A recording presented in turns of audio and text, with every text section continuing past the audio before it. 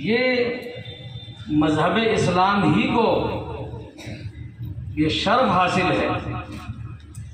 کہ اس نے غلامی کی زنجیروں کو توڑا، اور اللہ کے نبی صلی اللہ علیہ وسلم نے، آپ کے صحابہ نے سینکڑوں غلاموں کو آزاد کرایا،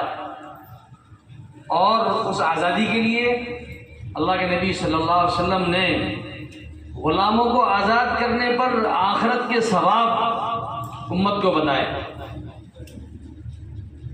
حضرت بلال حبشی رضی اللہ تعالیٰ عنہ حبشہ کے رہنے والے، لیکن جب وہ اسلام کی آغوش میں آئے، اسلام کی آغوش میں آنے سے پہلے ان کو آزاد کرایا گیا۔ حضرت ابوبکر صدیق رضی اللہ تعالیٰ عنہ دوسروں کے غلاموں کو خرید کر کے اور ان کو آزاد کر دیا کرتے تھے۔ تو آزادی کا تصور اصل میں وہ اسلام نے بخشا ہے انسانیت کو۔ ہمارے ملک ہندوستان پر جب مغلیہ سلطنت تھی تو مغلیہ سلطنت کے زمانے میں ایک بڑا طبقہ ہندوستان کے ناگرکوں کا، یہاں کے رہنے والوں کا ایسا تھا جس کو بس اپنے پیٹ بھرنے کے علاوہ اور کچھ سوچتا نہیں تھا، اور پورے ملک میں بادشاہت کا دور دورہ تھا، نوابیت کا دور دورہ تھا، رجواڑوں کا دور دورہ تھا۔ کچھ لوگ ہوتے تھے جو پوری جنتا کی کمائی کو اپنے ہاتھ میں لے کر کے اور اپنی عیش و عشرت کا سامان کرتے تھے۔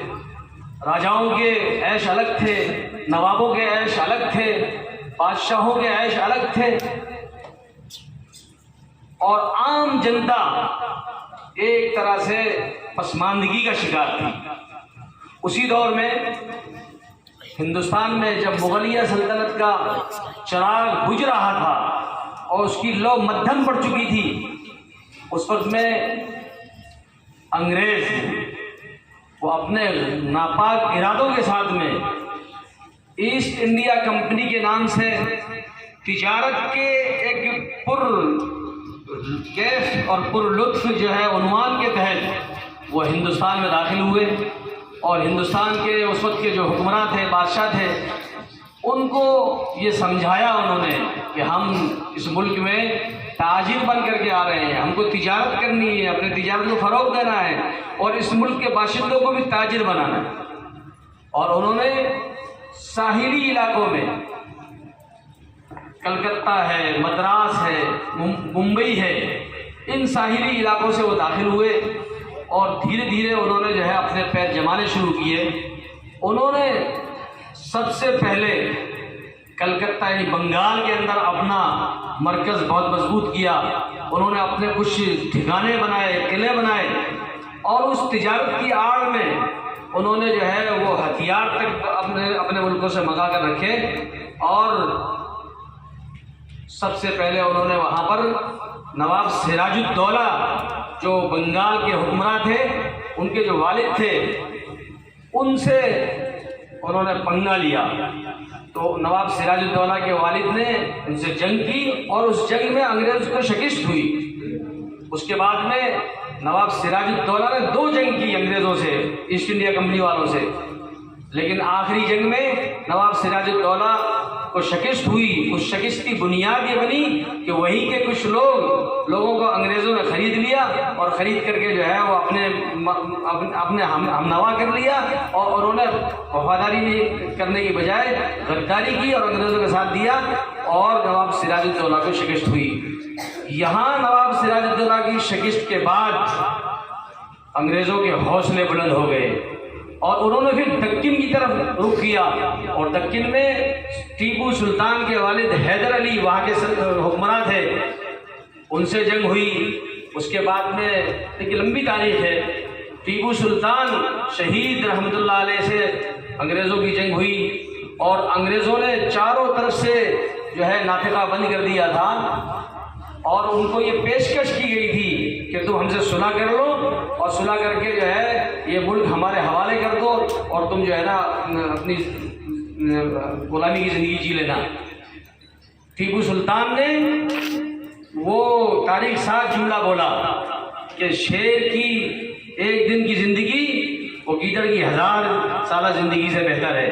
تو انہوں نے کہا، انہوں نے اپنے آپ میں مٹنا اور مرنا اور شہید ہونا پسند کیا، لیکن انگریزی غلامی پسند نہیں کی۔ سرنگا پٹم میں جنگ ہوئی، حضرت اورنگزیب حضرت ٹیپو سلطان رحمۃ اللہ علیہ شہید ہوئے۔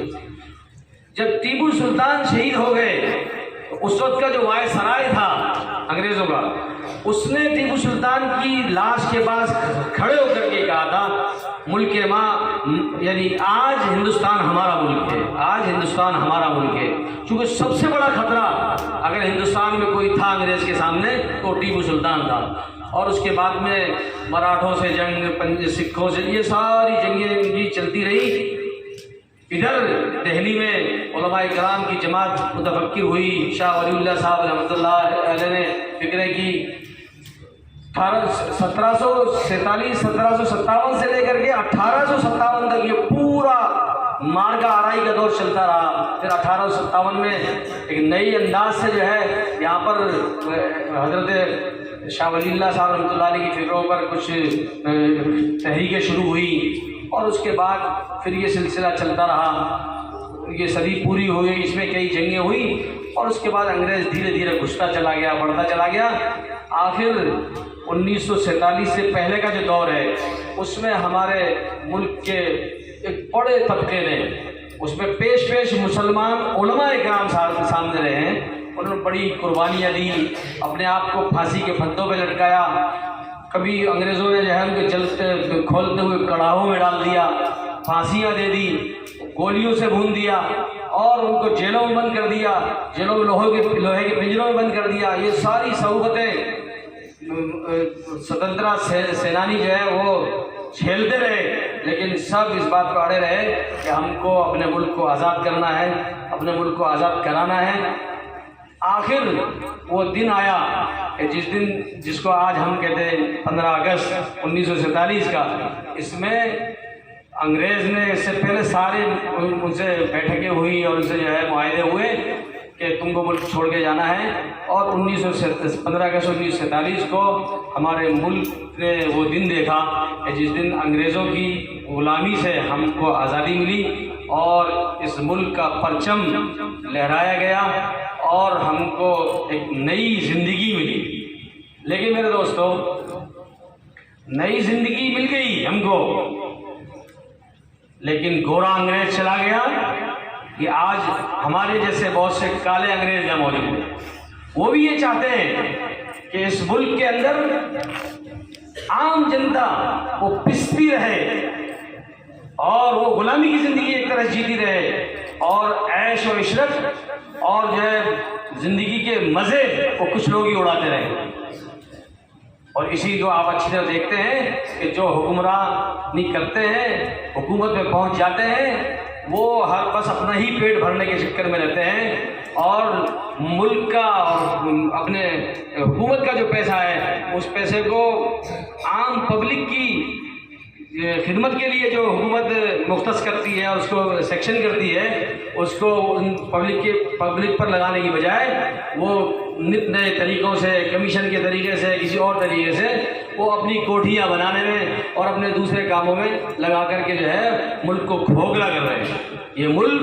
پہلے بھی سونے کی چڑیا تھی، اور آج بھی اگر اس ملک کے خزانوں کو اور اس کی درآمدات کو صحیح ڈھنگ سے خرچ کیا جائے، آج بھی پوری دنیا میں ہمارا دیش اور ہمارا ملک سونے کی چڑیا بن سکتا ہے۔ ضرورت اس بات کی ہے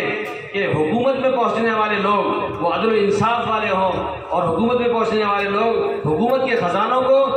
عدل و انصاف کے ساتھ اور امانت و دیانتداری کے ساتھ خرچ کرنے والے ہوں۔ آج کتنے بڑے بڑے گھوٹالے ہمارے ملک میں ہو رہے ہیں، ہزاروں کروڑ کے لوگ گھوٹالے کر کر کے اپنے ملک سے دوسرے ملکوں میں جا کر بس جا رہے ہیں، اور ان کا کوئی پوچھنے والا نہیں ہے، ان کو کوئی گرفتار کرنے والا نہیں ہے۔ آج ہزاروں کروڑوں کی جو ہے کے پروجیکٹ اور ہزاروں کروڑ کی اسکیمیں گورنمنٹ پاس کرتی ہے، اور وہ धरातल पर आते हुए और सतह ज़मीन पर आते हुए वो हज़ारों करोड़ से वो 100 करोड़ की भी नहीं रहती, और बीच में न जाने कितने कमीशन खोर उसके कमीशनों को खा करके और उन तमाम स्कीमों को जो है वो फेल कर देते हैं, और आम जनता उन्हीं बेसर व सामानी के अंदर ज़िंदगी गुजारती रहती है। हम ये अल्लाह से दुआ करते हैं कि अल्लाह ताला हमारे मुल्क में हुकूमत में ऐसे लोग पहुँचाए जो अदल इंसाफ वाले हों, अमानत और दियानत वाले हों और इस मुल्क की रक्षा करने वाले हों। आज भी हम ये ऐद करते हैं, मुसलमानों ने और ख़ास तौर से मदारिस में पढ़ने वालों ने और उलमाए किराम ने इस मुल्क को आज़ाद कराया अंग्रेज़ों से और इस मुल्क की हिफाजत की। आज भी हम इस बात का आज़म करते हैं और इस बात का यकीन रखते हैं कि अगर मुल्क को इस तमाम जुल्म ज़्यादती से और गलत तरीक़ों से अगर कोई कौम आज़ाद करा सकती है तो वो दीनदार और अल्लाह से डरने वाले, चाहे वो किसी भी कौम मज़हब के मानने वाले हों, जो खुदा से डरने वाले होंगे वही इस मुल्क को जो है वो जालिमों के जुल्म से बचा सकते हैं। इन्हीं बातों पर मैं अपनी बात को ख़त्म करता हूँ।